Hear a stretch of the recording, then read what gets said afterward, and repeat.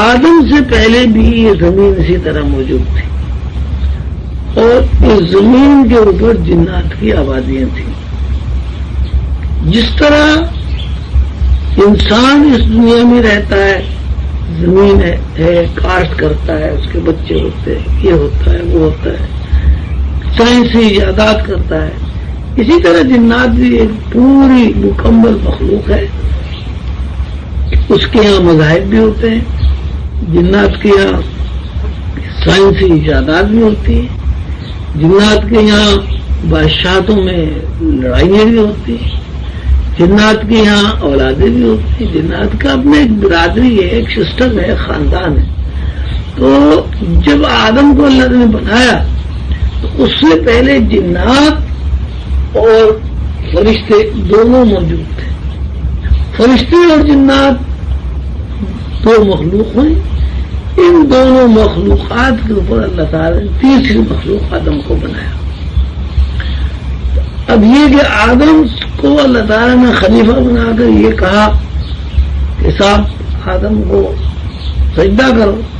سجدے سے مراد یہ کہ آدم کی حاکمیت کو قبول کرو. آدم کی حاکمیت کو کیوں قبول کرو، اس کے بارے میں بھی اللہ تعالیٰ نے قرآن پاک میں وضاحت سے بیان کیا ہے کہ جب فرشتوں نے یہ کہا کہ یہ خون خرابہ اور فساد کرے گا تو آدم کو اللہ تعالیٰ نے اپنے علوم سکھائے، اپنے ذاتی علوم سکھائے، اور پھر فرشتوں سے یہ کہا کہ اگر تم علوم جانتے ہو جو ہم نے آدم کو سکھائے تو تم بیان کرو. تو خاموش ہو گئے. پھر آدم سے اللہ تعالیٰ نے فرمایا کہ بھئی ہم نے جو تجھے علوم سکھائے تو بیان کر. تو جب آدم نے وہ علوم ظاہر کیے تو فرشتوں نے کہا کہ صاحب واقعی بات یہ کہ ہم یہ علوم نہیں جانتے، اور آپ جو کچھ جانتے ہیں آپ بڑے ہیں، ہمیں تو جتنا آپ نے سکھا دیا اتنا ہی جانتے ہیں.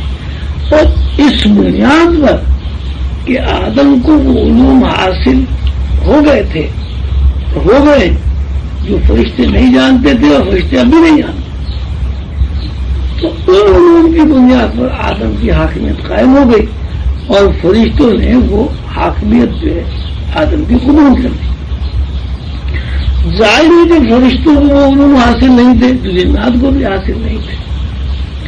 اب یہ بہکانا جو ہے، بہکانا تو زیر بحث آتا ہی نہیں کہ فرشتوں کو اللہ تعالیٰ نے جب حکم دیا کہ سجدہ کرو آدم کو، اور انہوں نے کہا کہ صاحب یہ تو خون خرابہ فساد کرے گا، تو اللہ تعالیٰ نے یہ نہیں کہا کہ نہیں بس جو میں کہہ رہا ہوں وہ تم کرو، میں تمہارا حاکم ہوں، میں تمہارا خالق ہوں، بس میں کہتا ہوں سجدہ کرنا تم کرو. نہیں، اللہ تعالیٰ ایسے نہیں ہوتا. اللہ تعالیٰ نے فرشتوں کو سمجھایا، اللہ تعالیٰ نے فرشتوں کو یہ بات بتائی کہ میں آدم کو اس لیے سجدہ کرا رہا ہوں کہ آدم کے پاس جو علوم ہے وہ تم نہیں جانتے، وہ علوم تم نے سیکھے ہی نہیں، تمہیں پتہ ہی نہیں. تو بات معقول تھی کہ آدم کی جو فضیلت تھی وہ فرشتوں پر ثابت ہو گئی، فرشتوں نے سجدہ کر دیا. جس طرح فرشتوں پر آدم کی فضیلت ثابت ہو گئی، اس طرح شیطان کے اوپر بھی آدم کی فضیلت ثابت ہو گئی. لیکن شیطان نے غرور کیا، کیوں کیا؟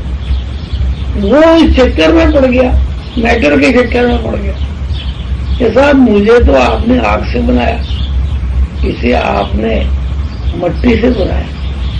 تو شیطان نے دراصل محدود طور سے فکر کا مظاہرہ کیا، آگ ہو یا مٹی ہو دونوں میٹر ہے. لیکن وہاں مسئلہ میٹر تو زیر بحث ہے ہی نہیں، وہاں آدم کی سانس زیر بحث نہیں ہے، نہ فرشتوں کی سانس زیر بحث ہے. اللہ تعالیٰ یہ نہیں کہہ رہے ہیں کہ اس کو میں نے مٹی سے بنایا تم اسے سجدہ کرو. اللہ تعالیٰ فضیلت ثابت کر رہے علوم سے، اور وہ علوم بھی وہ علوم ہے جو اللہ تعالیٰ کی ذاتی علوم ہے، تخلیقی فارمولوں کے علوم ہے. تو شیطان نے سجدہ نہ کر کے اپنی محدودیت کا اظہار کیا وہ میٹر میں ہی پھنسا رہا، سارے تو مٹی سے بنے، آگ سے بنے۔ بات یہ ہوئی شیطان کی گمراہی اس بات میں ہوئی کہ شیطان نے محدود ذہن استعمال کر کے وہ لامحدود ذہن چھوڑ دیا۔ جو محدود ذہن انوار کو دیکھتا ہے، روشنیوں کو دیکھتا ہے، اور جو لامحدود ذہن انوار کو دیکھنے کے بعد اللہ تعالیٰ سے قربت حاصل کر لیتا ہے۔ کیونکہ شیطان نے اللہ تعالیٰ سے براہ راست تو نہیں، بالپاس تھا، اللہ تعالیٰ کی قربت سے انکار کر دیا۔ ٹھیک ہے، کوئی محدود ذہن اللہ تعالیٰ کو نہیں دے سکتا۔ اللہ تعالیٰ کو فرمایا لا تدرکہ الابصار ویدرکہ الابصار وہو اللطیف الخبیر، کہ اللہ کو کوئی آنکھ نہیں دے سکتا۔ اللہ اس آنکھ کے اوپر ایک اور آنکھ چھوٹ کر دیتا ہے، نور کی روشنی، وہ نور کی آنکھ اللہ کو دیتا۔ تو شیطان اس لیے رامدہ درگاہ ہوا۔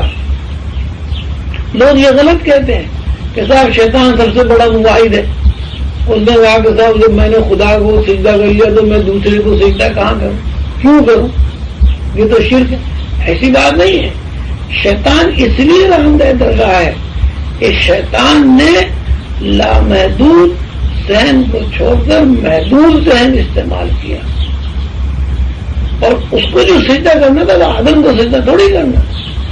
سجدہ تو دراصل وہ آدم کے علوم کو، فضیلت کو کرنا ہے جو اللہ تعالیٰ نے آدم کو علوم عطا کر دی، کسی کو بھی نہیں سکھایا، اس میں فرشتے بھی شامل۔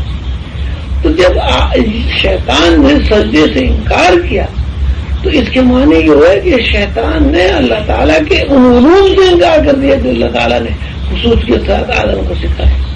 تو یہ سرین ناشکری، خلاف ورزی، بے ادبی اور نافرمانی ہے، اور اس نافرمانی کی بنیاد پر رامدہ درگاہ قرار دے دی ہے۔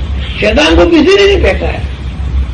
شیطان انسانوں کی طرح، انسان کے اندر بھی دو شعور کام کر رہا ہے۔ انسان کے اندر ایک شعور مادی شعور ہے، جیسے ہم سب لوگ بیٹھے ہیں، مادی شعور میں ہر قدم پر محتاج رکھتا ہے۔ انسان کے اندر دوسرا ایک لاشعور ہے، اس کو روح کہتے ہیں۔ روح آزاد ہے، اس کے اندر اللہ تعالیٰ کے انوار کام کر رہے ہیں۔ جب ہم لاشعوری زندگی میں داخل ہوتے ہیں تو سارا میٹر جو ہے نفی ہو جاتا ہے، ہضم ہو جاتا ہے، ہماری حیثیت ایک لطافت کی اور نور کی روشنی ہو جاتی ہے۔